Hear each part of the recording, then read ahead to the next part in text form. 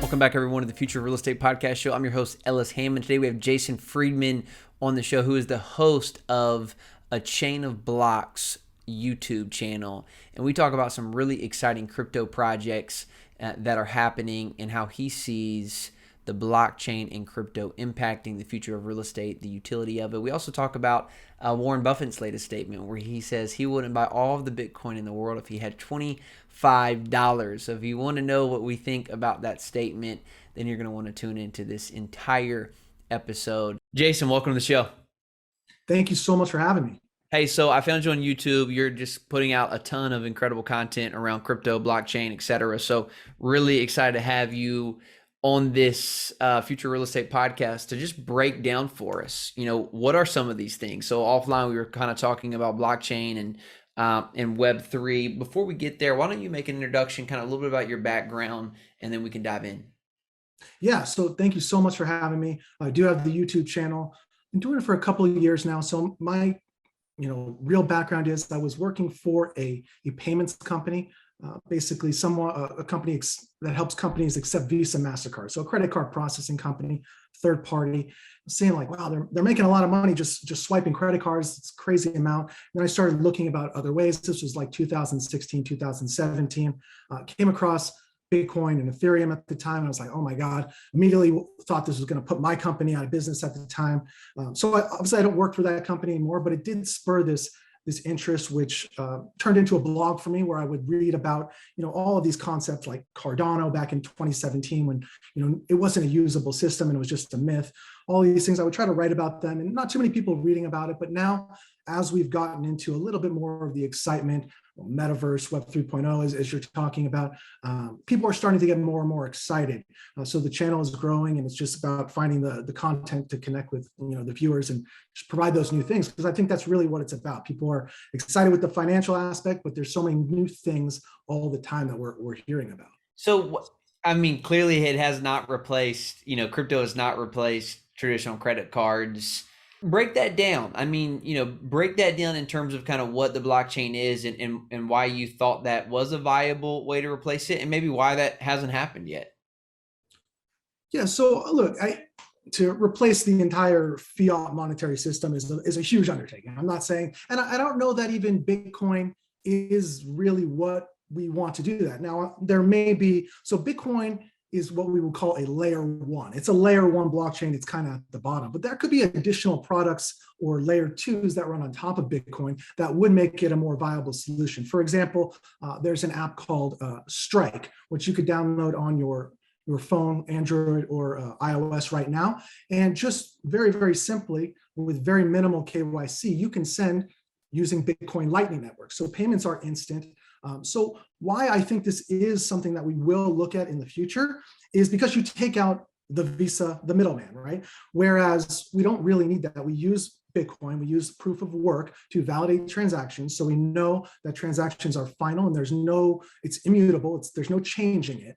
And we don't need that middleman. So look, when you're talking about a medium or small business who's dealing with Visa on a daily basis and, maybe selling $10 worth of something and having to pay 2 or 3 or 4% to Visa on every transaction, that's not really sustainable for that small business. So it really, in my opinion, what happens for main adoption is you get some of these small businesses to understand that they don't have to pay these incredible fees. In addition to that, when you interact with Visa, you don't get your money right away if you're a merchant. So they're selling their goods, they're providing their goods, and they have to wait 3 to 4 days to get their payment. Whereas Bitcoin settles finally in 10 minutes. So look, there's a lot of different reasons, but it's still very, very new. It's still, all these things are very, very much in the infancy. And it's hard to tell, people with millions or billions of dollars say, hey, go ahead and put it here on this contract that's digital and we think is safe.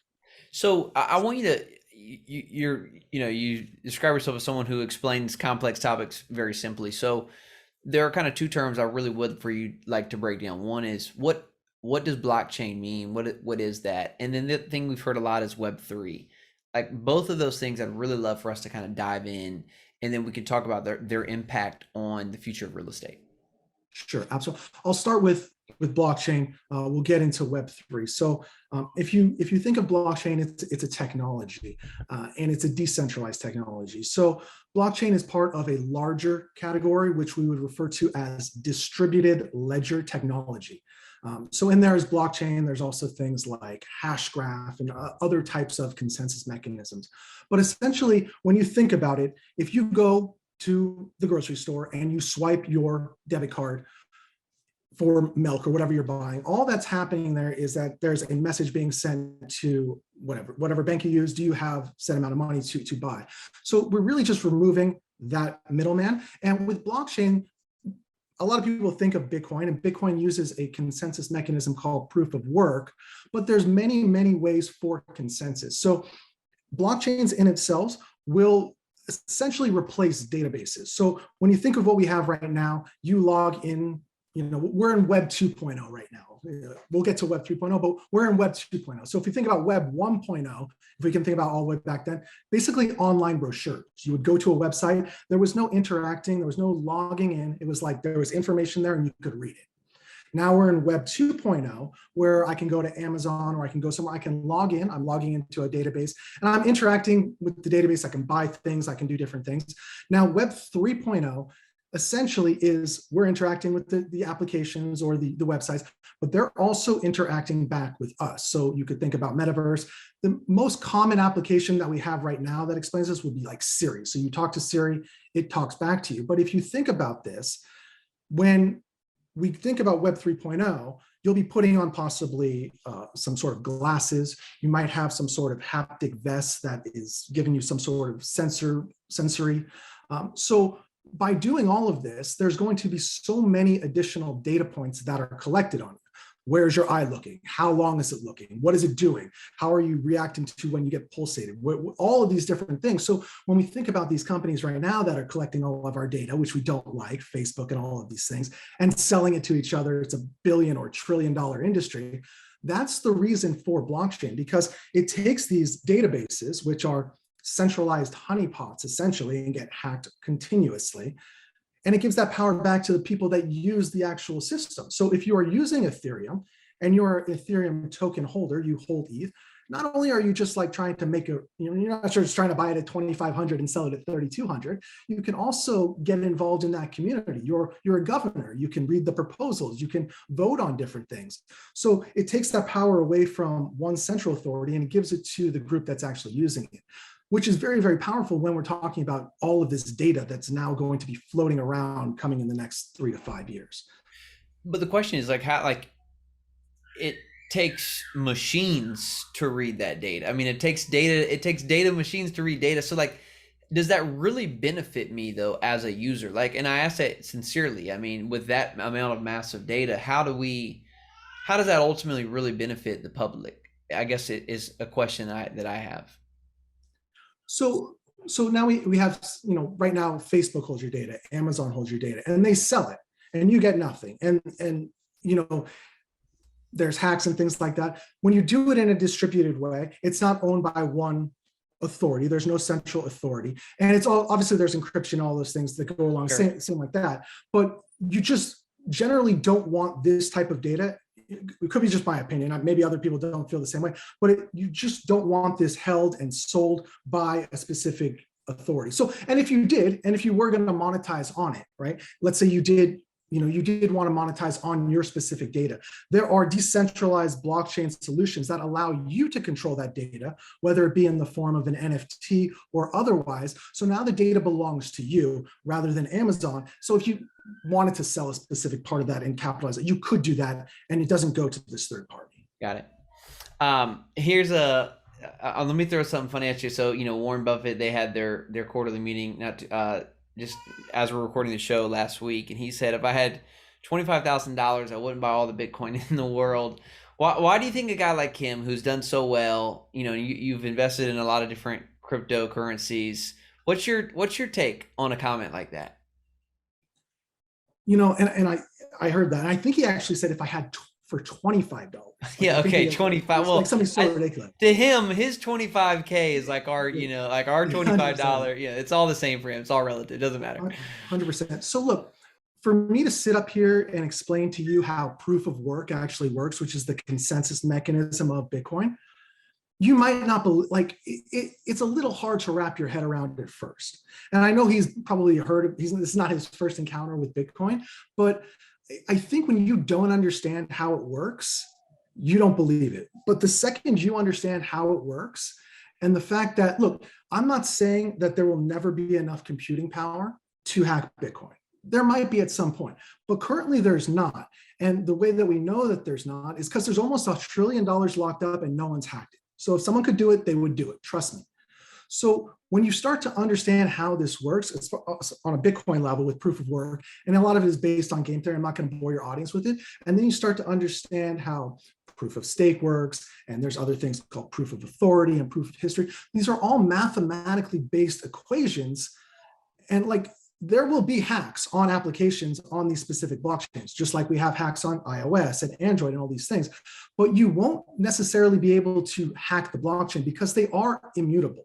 At least the top ones, the ones that are gaining any traction at this point. Right. Yeah. Interesting. So to answer the question, like he's been around obviously a long time, and he hangs out with Charlie Munger, who's probably the only older person than him in the world. So when you only have this old mindset, it's hard to get a grasp and try to take on a new mindset, in my opinion. It is true. I mean, there's no doubt. There is a saying, you can't teach an old dog new tricks. But it's also you give Warren a little bit of a break sometimes, because he is the most successful investor of all time. So it's a little hard to be like, oh, okay, well, what did that actually mean, and why would he say that? Because that's almost like him saying it's worthless. I mean, and clearly we don't believe that. You and I don't believe that. Well, and my follow-up would be why is it worthless? Because I can tell you why it's worth value, right?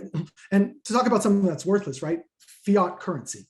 If you look up the definition, zero intrinsic value, right? That's what the word fiat means. So it only has value because we give it value.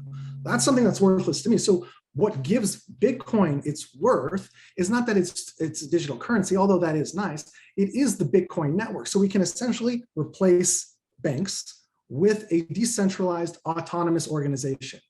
I mean, that is the worth of it. Right. I would love to know why he thinks it's worthless. Yeah. So let's talk about utility. I want to kind of move into maybe from an investor standpoint and the utility, and let's kind of see where this conversation goes. But our audience is mostly real estate investors, traditional investors, where we're buying physical assets that have utility, that create cash flow, that provide a service to the end user or the clientele. And so, just as an investor yourself, I know you've invested across crypto. I want to know more about kind of the utility of maybe your investments, or how you see this space impacting a more traditional space like real estate. Have you had any experience, kind of the merge of these two worlds? Love to get your investment experience thus far. Yeah. So as far as, I'm going to start with the real estate space, because there are companies right now, not so much in the U.S., but that are kind of combining the two avenues. So there's a company called Realty, and they basically go out and buy real estate properties, and they have a token, and you buy their token, and this token appreciates as the real estate property appreciates, but they're also renting the real estate property in addition. So everybody that holds the token can appreciate from the value of what's coming in as far as the real estate, the rental property. And then if they sell the property, you get that as well. So there is that. There's also, just like if you look at what's going on in Florida, especially, has done a few large purchases. I think they have an entire like high-end rental property community in Miami, which is all the sales are completely in cryptocurrencies. I think they allow Bitcoin, Ethereum, and maybe a couple others.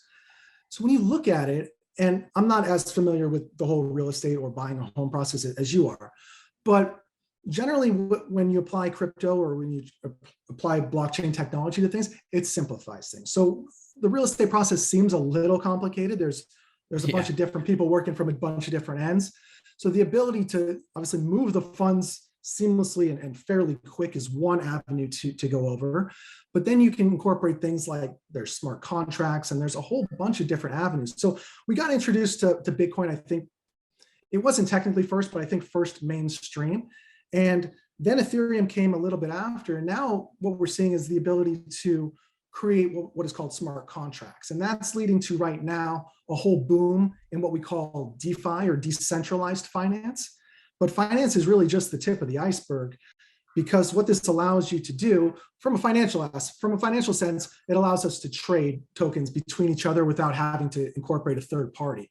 But you can also think about like what the bank is doing all the time. They're making money off of the dollar. So whether they're borrowing, lending, or they're taking advantage of like different arbitrage situations on different assets, we can do that now in a DeFi sense without the bank. So we're seeing that really come up across many different blockchains right now. And you're seeing a lot of these major blockchains, whether it be Ethereum or Avalanche or Kronos, or a lot of these popular ones, are locking up hundreds of millions, if not billions of dollars in total value on their chain with all of these different applications. And soon, there's going to be different, real estate property investment. I don't know exactly how it's going to work, but I would imagine it's coming soon. And then you have the whole, what you can do right now with the metaverse and that whole metaverse real estate market right now, and different things of that avenue. So there's a lot of things that are happening, but I think all of it in the end, when we talk about removal of third parties, it's a little bit difficult for the third parties, I think, but I think in the end, it leads to a better product for the user, and probably a cheaper product for everybody in the long term. That's at least my goal.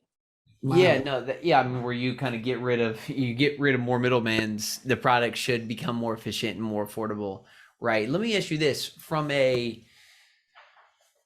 with how much the values of crypto have fluctuated over the last, forever, right? But clearly, even in this current cycle, is that a concern for you, right? In terms of the utility, or how we're, kind of the future of crypto and the way we can maybe use that, like you talked about the blockchain for things like real estate, yet it just feels like it continues to lose trust in some ways, right? From a broader from a broader market standpoint, because it's not supposed to be tied to the stock market, but yet Bitcoin has been very clearly tied to the S&P for the last 6 months. So what's your take there? So it doesn't concern me. To me, as someone that's been doing it around for a while and can like zoom out and look at the overall thing, talking about Bitcoin being down at 38,000 is, you kind of laugh a little bit, right? Like, I know if you got in at 64, you're not laughing. Right? Yeah. But like when you've been around, sure, for a longer period of time, you can kind of zoom out of the situation. So does it upset me? No. And it doesn't make me lose trust either. What does make me lose a little bit of trust, I don't want to swing too much, but is 8.5% inflation. So while Bitcoin has lost value and all stocks have lost value, they're also compared to the dollar. So as the dollar loses value, it would only make sense that they're not worth quite as much either. But if with Bitcoin, I'm not, or any of these things, I don't lose trust in them, because they're always continuing to work the way that they're supposed to. And that's kind of the whole thing when you talk about this whole decentralized, or sometimes referred to as trustless situation, because we're not relying on intermediaries or third parties. There's a saying, and less trust in humans equals more truth in information. So I think these things are doing exactly what they're supposed to be doing. And as somebody that is pretty connected, the amount of projects that are coming up right now, very, very innovative, unique product that really have nothing to do with finance, leads me to believe that this technology, maybe not every single blockchain, right? Because there's a lot of projects, but similar to how we had in the .com era, there was just an explosion of projects, and not all of them were great, and some of them were copycats. But over the years, we saw either some go away, or they get bought out, or there's mergers. So I think that's kind of where we are in this whole area of crypto. We're going to see kind of different technologies maybe merge together and create better products. But look, we're talking about things like I just talked about a project on a video I did. Not everybody loves NFTs, but this project is trying to basically replace Ticketmaster with NFTs. So you can allow artists to create an NFT, and it has nothing to do with specifically art, but what it does have to do with is authentication or permission into an event. So you think about that, that's cool, because we can now cut out a Ticketmaster, and you can create this whole ecosystem of ticket selling without having the third party involved. But it's also cool for the artist because they'll get a bigger share of what they're selling, but they can also benefit from the secondary and third market. So as it gets resold, they can also take a cut. So this is really next level stuff in avenues we've just not even tried to even look at before. But right, which is not happening for the artists right now, right? Meaning they're not really getting the second and third market. Yeah, it's really interesting. So that's a cool project. So you talk about that. That was one of my other questions. I mean, you are in the space a lot more than most. Like what are you excited? Like what are some cool things to share that will get other people excited, about blockchain technology, NFT, smart contracts? I mean, what is getting you excited right now about kind of where you see the future of finance? So for me, because I've been following it for so long, it's kind of like following all of these projects when they were just not usable. It's like all talk. This is what we're going to do for 3 years. And now the blockchains are kind of like hatched and you have all these applications that are about to start running it. So just to give you an example, there's a blockchain, probably a lesser known project called Elrond, super fast transaction speed. They have a project, an application that's been getting a lot of pub at like CES and different tech shows. It's called HoloRide.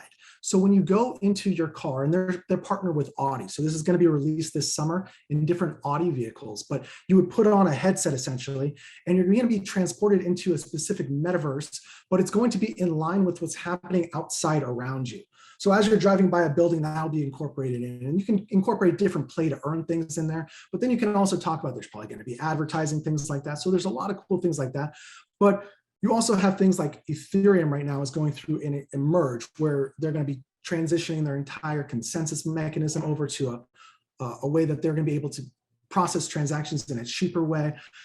There's things like that are coming with supply chain management, and sky is really the limit. I was in a couple months ago, I was in Dubai for a couple of conferences, and it was very, very interesting to hear, because what the thing people are talking about right now is we have these blockchains now. We don't have enough people that are building on them. So I think what we're going to see right now is a lot of incentives to get developers to come and build different applications. Right now, it's heavily focused on finance, but there will be a lot of things coming. I think gaming is probably the next industry to really take off. You have the whole play to earn type of thing, where you can participate in different metaverse games and earn a part of the token, possibly stake it, earn different rewards. So that's probably next. But yeah, there's a lot. I mean, it's just too much to talk about. Yeah, it is. It's an exciting time. You're right. It's like there's a lot of projects out there.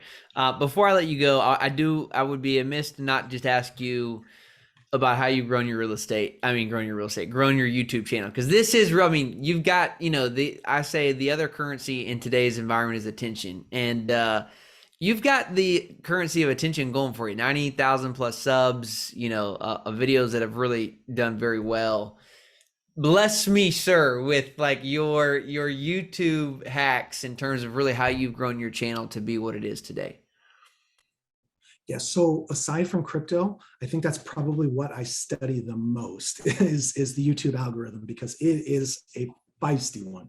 And not to bore everybody if this doesn't make the podcast. Oh, they're gonna love it. If they don't, okay. I don't care. So yeah. So I have been doing this for a long time. And look, when you are starting up and you don't have a lot, so it's a weird thing. There's certain things that are easier when you're smaller. And I'm still small, but as your channel grows a little bit, certain things become more difficult. I think in an overall sense, looking at what your channel likes is probably the most important thing, and trying to give that more of that in a different way to them. So for me specifically, I've hit on a couple of things where it might be a specific blockchain that's doing a lot of things in DeFi, and then I put out a bunch of videos. Generally, my viewers like high risk altcoins. They like ways where some of them call like degenerate altcoins. Some of them like where I can put in $1,000 and make a large return in a quick amount of time. So I try to find these projects that would allow for that. You do want to play it safe though, like especially I don't want to push any of these things on different people. The greatest thing that I found with YouTube is as you build the audience, you have to, if you want them to push your content out to more people, the people that subscribe to your channel have to click on it first. So if you put out something that your viewers do not like at all, there's no chance it gets out to anybody else. And it sounds very easy, but there's stuff that I've spent a lot of time on, really good videos, and it might get even enormous watch time, more than 50% video watch time. But if it doesn't get people to click on it, YouTube just does not put it out. It's just so weighs so heavily on them. But overall, the three greatest things that they look at, I think, as far as pushing out content, and look, getting your content shown to more people and putting out quality content is the best way to get people to subscribe to your channel. I don't even ever ask people to subscribe to my channel. I only ask them to like the video, because likes, I think, do contribute to them sending it out to more people. But generally speaking, how many people clicked on your video, the click-through rate of the thumbnail, basically, how long they watch for. And then the other one that some people don't think about is the average session time. So do they watch the video and then click onto another video, increasing the session time? Because you got to think about it. YouTube only wants to, I mean, no offense, but YouTube only wants to sell advertisements. So the longer you can keep somebody, if you get somebody to click on it and keep them on the website for longer, they will then promote your video. Right. And it doesn't always happen in the first day. Sometimes it happens like a week or two after. It's a crazy algorithm. How much research goes into what you put out in terms of the name of the video, what you're going to kind of speak on, you know, what does your research process look like? So for me, if I look at all parts of the video, research is like 60%, editing is like 25 to 30%, and then filming is the easiest part, because I don't use a script, but generally I just know so much about it. I have my computer in front of me that I almost get the things in one take. Sometimes I'll just stop and correct myself, but if you do the research, it should go very, very quickly. And then editing and research is really where all the time. And it sounds like you're passionate about it. I mean, you were doing this before. Like, I like learning about these projects. This is exciting for me. Oh, I love it. Yeah. There's so many look, there's so many things coming. You're going to be able to hold your own data in your own wallet. People just don't even understand like what is going to be coming over the next couple of years. But Holo rides is definitely a cool thing. If you have kids, that's definitely something you should take a look at. It's going to be not all Audis, but Audi is coming out. That's something though you can think that's going to be in Ubers pretty quickly. They're going to have some sort of partnership. I could see it being in planes and different things, cruise ships, all over. It's really cool.